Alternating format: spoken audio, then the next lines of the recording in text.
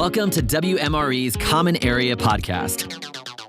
This podcast is brought to you by the award-winning editorial staff at WMRE. Let's jump right into this week's podcast. Hello and welcome to the Common Area with your host, David Bodamer. David, what's going on? So this week I'm very excited to bring to the podcast Colin Yasukochi, who is Executive Director from the Tech Insight Center at CBRE, because the great report that you guys do, the Scoring Tech Talent Report, this year's version just came out. So I'm excited to talk to you about that. So thank you for coming back on the podcast. No, it's great to be here, David. For the audience didn't have seen this report, or maybe you didn't listen to last year's episode, I thought you could just start real quick with just define what you mean by tech talent market and tell us a little bit about the history of this report. Okay. Yeah, so this is our ninth annual Scoring Tech Talent Report. So we've been doing this report for quite some time, and it certainly evolved from the first one. And what the report is really designed to do is to help inform workforce decisions and understand how those decisions might influence real estate as employers, move to different markets or open up additional facilities. But it's really more of a labor market analysis for technology workers across all industries, not just in the tech industry. So we primarily focus on 50 US and Canadian markets in the report. And a market is generally the greater metropolitan area of a city. So that's kind of how we define a market. And as far as tech talent, by our definition, what we're really talking about are people who actually perform technical jobs. So in simple terms, it's what you do for your job, not where you work. So you could be a software developer at a bank. You could be a hardware engineer at a tech firm, or you could be a database administrator for a government agency. The tech talent is really across all industries, although it is concentrated in tech, where 40% of the tech workers are employed. Yeah, I always thought that's like a very interesting part of the report, is that and possibly a misconception that you run into, is that you're not just looking at like the Google. This is not just an analysis of like Google and Facebook. This is an analysis of the tech talent labor market across all industries. And so that makes it a kind of a fascinating look at the even how other industries are evolving or maybe expanding their talent base that fits your definition. Yeah, we've seen a lot of that more and more companies are hiring tech talent because all businesses are becoming more tech. So you said this is I think you said the ninth time you've done this. This obviously is coming at a fascinating time for all of us, given like everything that we've all been living through. So I'm wondering, like, in specifically looking at this year's report and comparing it to, some of these past years, what are some of the key highlights that you want to shine a spotlight on? Yeah, there are so many, but every year there's something new and interesting that kind of pops up in the report. One of the main things that we do in the report is rank each one of the 50 markets to determine, which ones are the most attractive to companies seeking to hire tech talent, and also to the workers themselves who are seeking employment. And this year, our top 5 markets were the San Francisco Bay Area, which was number 1 in every report that we've done so far. And we had Seattle at number 2, followed by Washington, D.C., Toronto, and New York. And so those are the markets that topped our list for tech talent. What we also found too is that the supply-demand situation has become a little bit more balanced this year. Keeping in mind that there is still a shortage of tech talent, but as the pandemic has slowed down hiring of tech talent, the amount of supply from universities has not slowed down quite as much. And in fact, many of the universities are producing more tech degree graduates over the last 5 or 10 years. So that's coming into greater balance. So that's one of the takeaways that we had there. But markets that are still attracting talent for the jobs that they're creating are led by Toronto. That's probably our highest one. A lot of other Canadian markets as well. And Seattle is also one that's producing more jobs than they are local tech talent. One of the things we'll probably talk a little bit more about that we included in this year's report for the first time was around diversity. And we were able to look at the tech workforce and look at the breakdown by race, ethnicity, and male and female distributions. And generally there, what we found was that tech talent was mostly white, Asian, and male, and that Hispanic, Black, other non-white, non-Asian groups and females were underrepresented. So that's something that was new this year. And we also looked at the cost. What is the cost to operate your business in each one of these 50 markets? And the San Francisco Bay Area, New York, and Seattle were the most expensive. And 8 of the 10 lowest cost markets were in Canada. And the cheapest ones, or the least cost ones in Canada, were Waterloo, which is just outside of Toronto, Montreal, and Quebec City. And then sort of the final element of the report that we analyzed was what I consider more up and coming markets in North America. And there we found that Dayton, Ohio, Huntsville, Alabama, Colorado Springs, those were our top 3 ranked US and Canadian markets. And then in Latin America, it was Sao Paulo, Brazil, Mexico City, and Santiago, Chile. So kind of more forward looking on what the next potential, like really next growth areas could be. In terms of like those market rankings, were there any major shifts in those lists? Mm-hmm. Yeah, so we always try to look at what are the major changes in those rankings year over year. And what we found this year is that there were 3 markets that really had significant upward movement. And that was led by the Los Angeles, Orange County region. So that moved up 8 spots from last year to number 9. And that was the biggest gainer in our report. And that particular region has seen a large growth in the amount of tech talent employed there, capitalizing on the media and entertainment industry, as that has become more tech focused with a lot of the streaming services, establishing a presence there and tapping into the very large supply of tech degree graduates coming from universities in that region. So that was one of the biggest movers. We also saw Detroit and Calgary move up 6 places. Now they were still in the bottom half of the 50 markets at like 25 and 28 or somewhere around there. But they also saw some pretty strong growth. And there are some logical reasons for that. With Detroit, the automobile industry with electric vehicles and ultimately, autonomous vehicles, that a lot of growth in and around the auto industry is happening in Detroit. And so there's more hiring going on there. And in Calgary, which you would think of as more of a energy market, which is certainly the case, it has a budding tech industry and a real strong focus on tech degree graduates from universities that are in the Calgary area. So those are the 3 that really stuck out to me. Right. And interesting that it's different things driving it in all those places. So like you said, as LA, it's kind of more media entertainment. Detroit, it's auto industry, and Calgary is just general sort of tech interest. Mm-hmm. Yeah. So there's usually some logical connection to each of these markets as to why things are happening. So, I mean, a big question is, given that we've been living in pandemic and, we're coming out, obviously we're in a much better phase of things now, but it still kind of hung over everything for the past year. And a big part of that was for many office-based jobs having, increased flexibility, increase, either hybrid work or full remote work. Is that something that showed up in here in terms of like the trajectory of certain markets or the labor market in general? Is the increased acceptance and flexibility of the office workforce having an effect at the market level?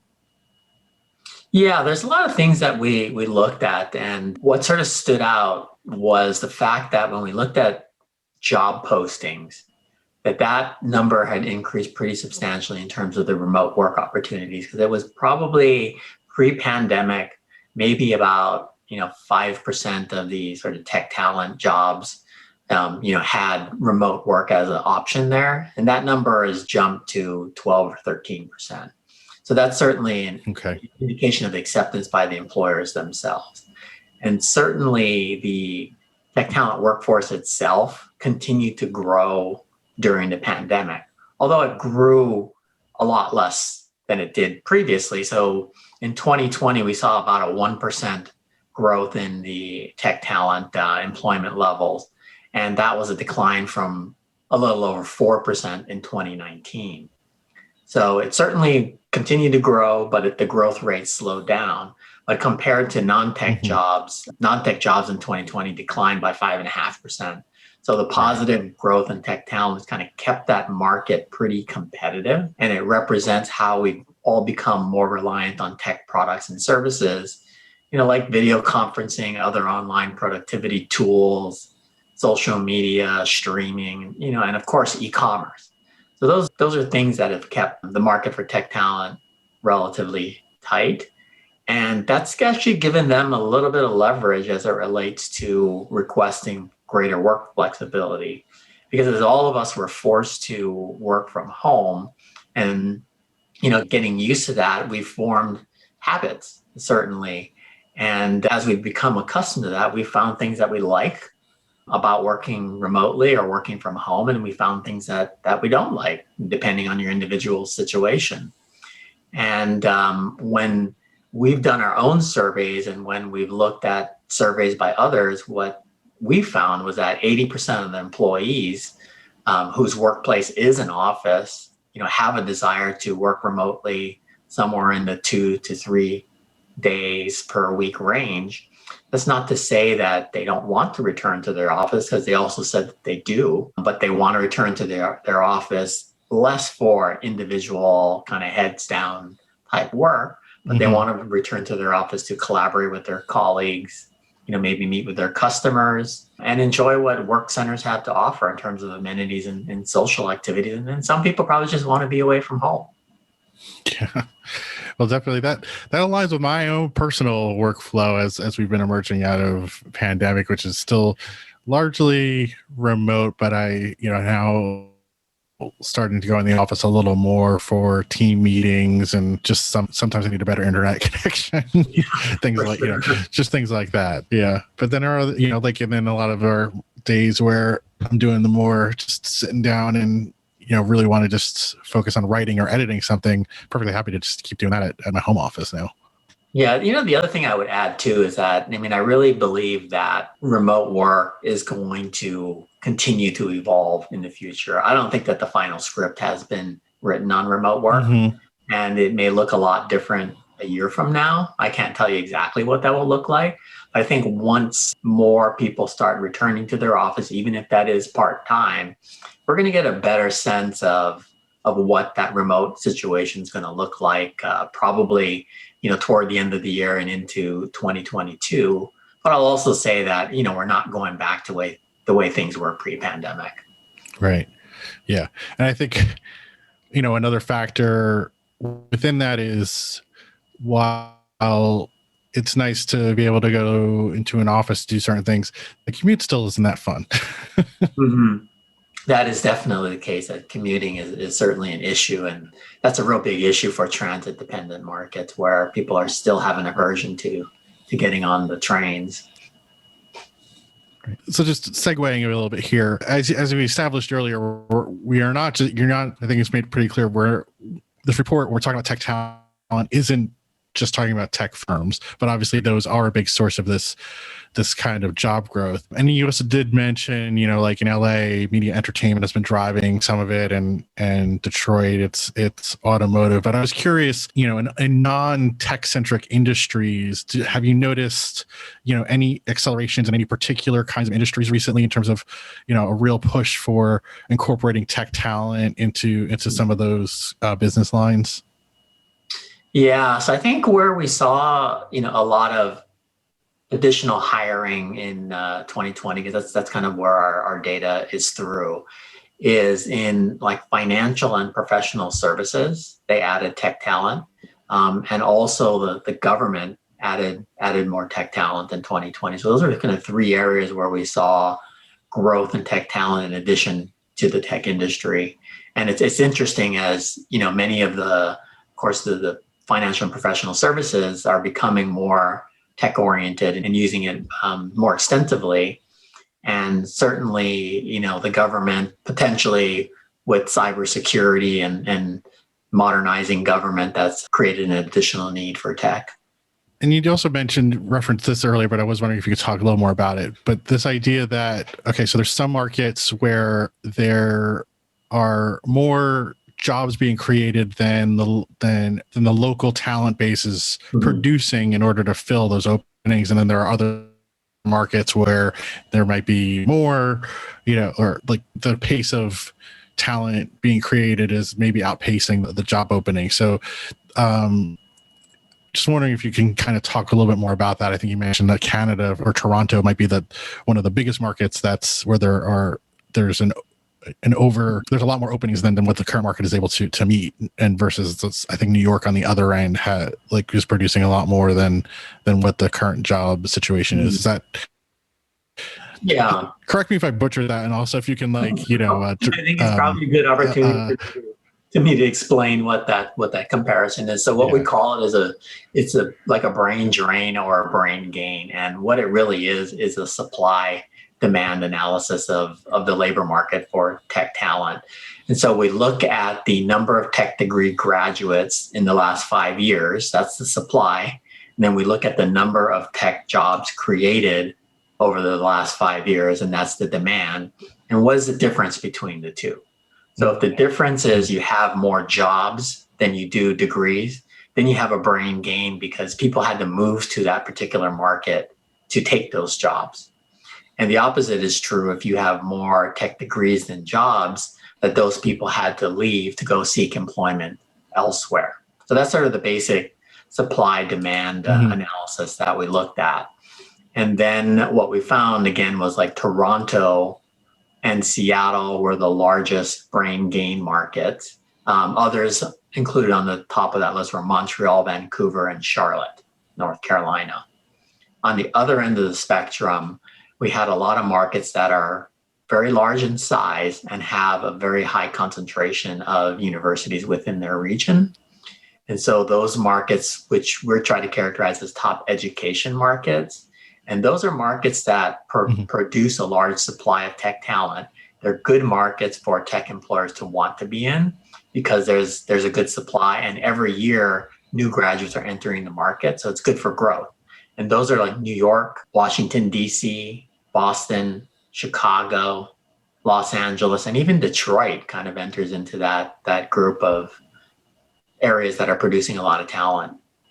Interesting. It's interesting that there are several Canadian markets that are so high on this list. Is there some fundamental dynamic why there's this demand that's outpacing the supply of talent they're producing? Mm-hmm. Yeah, so I think one of the key things there that came out of our analysis several years ago is that when you look at the quality versus cost of tech talent, Canadian markets are probably the most value markets in terms of what you're getting for your dollar. So wage costs are substantially less in Canada than they are in the US, and the quality of talent is still pretty high. And so you've seen a lot of American tech companies grow very substantially in Canada, mostly like in Toronto, Vancouver, Montreal. But there are some other smaller Canadian markets that are seeing pretty strong growth as well. So I think that's really what the play is there, that they have a good amount of tech talent.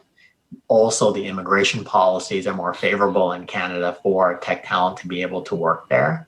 So all of those things combined has led to some pretty strong growth in Canada. Interesting. And then you also looked at, like you said, you're looking at some of these the next tier of markets, the next 25, and that included looking through the broad Americas in general. In addition to what you mentioned earlier about Dayton and I think some of the South American markets, is there any other highlights from that part of the report? Yeah, I mean, I mentioned sort of like our three top markets: Dayton, Huntsville, Colorado Springs. But we also have some other interesting markets. And again, there's always a logical connection to like Des Moines, Iowa, as an example. They have a lot of financial services and insurance companies that are there. And many of them have practices that are tech oriented in those particular areas. It may not be, the type of innovation they're driving for in the San Francisco Bay Area, but they can still find some pretty good quality talent in those markets, and the cost obviously is substantially less. Tucson, Arizona is also another market that's pretty hot, just outside of Phoenix, where a lot of tech companies have set up shop in that particular market. And there's obviously still some smaller Canadian markets on there as well, but it's some of those that we think are actually going to benefit as well from remote work. So as employers can really open up the playing field, across the U.S. and Canada and Latin America and really across the world if they really wanted to, where they can tap into this talent that's, geographically dispersed. Yeah. So just the increased flexibility of filling a role, not just where you are, but where the talent might be. Right. So, and you also mentioned that this year was the first time that you kind of drilled down and tried to take a look at the diversity of the tech talent market. Found that it's still mostly white, Asian, and male. So, what's kind of the takeaway from that? Are there ways to address that, or what do we take from that information at this point and going forward? Yeah, so I think, what we're able to do by looking at different categories of employment within each one of the markets. So we're able to look at what is the race, ethnicity, and male-female breakdown across all employment. We looked at it by office using employment, which is essentially your professional and business services and financial services. And then we're able to look at it for the tech industry itself, and then for tech talent, and compare those things. And, it's been well documented that many of the tech industry's diversity numbers need improvement, especially for underrepresented groups. And, those underrepresented groups, just a repeat of what I said earlier, it's Hispanic, Black, non-white, non-Asian, and female groups. That those are really what's underrepresented. So we tried to look at that and say, well, what markets are doing well in this particular area and which ones, need more improvement than others. And so the part of how do you determine that was something that we, thought a lot about and settled on comparing tech talent to office using employment. So the office using employment was the benchmark number. And then we looked at, is tech talent better than that number or worse than that number? And that determined whether a market was more diverse or less diverse. So just using round numbers. So let's just say underrepresented groups were 20% of office using employment, and they were 25% of tech talent. That would mean that tech talent is more diverse than office using employment. And the opposite would be true if it were 15% as opposed to 20% for office using, then it would be 5%, and we would minus 5%, and we consider that less diverse of a market. So that's kind of what we ended up doing. And at the US level, office using employment for underrepresented groups was 26%. Tech talent was 20%. And then tech talent who work for tech companies was 16%. And then females, it was 51% for office using, 27 for tech talent, and 22 for the tech industry. So you can see that there are some very significant differences, right? Yeah, absolutely. Yeah, it seems like something. That's something that's also like eventually got to be addressed at the education level, not just at the hiring level. Yeah, absolutely. I mean, that's another thing that we did look at in this report was what is the diversity of tech degree graduates. And, what we found was that the tech degree graduates is becoming more diverse, and it's growing pretty rapidly. In fact, over the last 10 years, the number of tech degree graduates has doubled. and the diversity as it relates to underrepresented groups has improved, albeit slowly.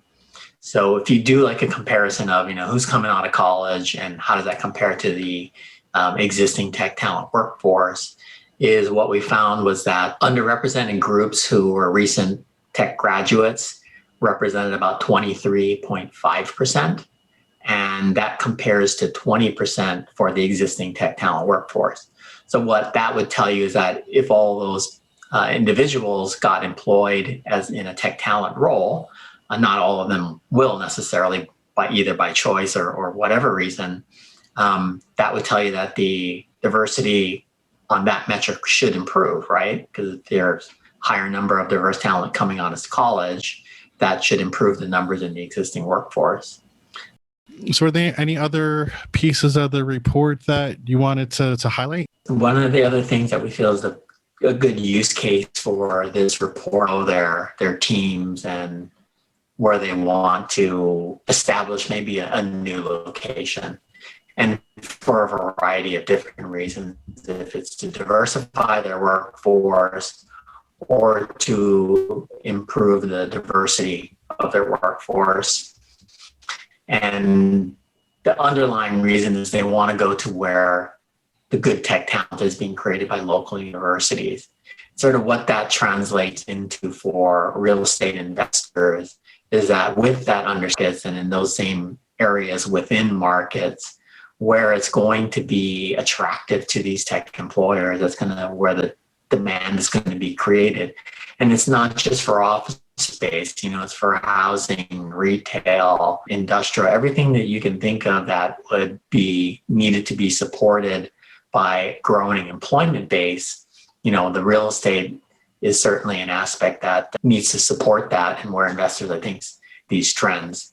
Last thing I wanted to throw out is you've given us a good overview of everything and some really great highlights. Where can people find the full report? Because this thing it's over 100 pages. There's a lot of great information in it. Yeah, so it's on the CBRE website. So if you just did a search for Scoring Tech Talent CBRE 2021, it should pop up on the top of your search list. All right. Well, I want to thank you so much again for coming back and talking about this year's report. And it's always great to have you on the podcast. Great. Thank you so much. I enjoyed our conversation. Thank you for bringing him on the show. And of course, our last thank you goes to you, the listening audience. Thank you for tuning in and listening to the Common Area Podcast with David Bodamer. If you have not subscribed to the podcast yet, please click the subscribe now button below. This way, when David comes out with a new podcast, it'll show up directly on your listening device. This makes it much easier to share these podcasts with your colleagues. Again, thanks for listening today. For everyone at WMRE, this is Eric Johnson inviting you back in 2 weeks for all the stories that matter to you. And we'll talk to you soon. Thank you for listening to the Common Area Podcast. Click the subscribe button below to be notified when new episodes become available. The information covered and posted represents the views and opinions of the guest and does not necessarily represent the views or opinions of WMRE or Informa. The content has been made available for informational and educational purposes only.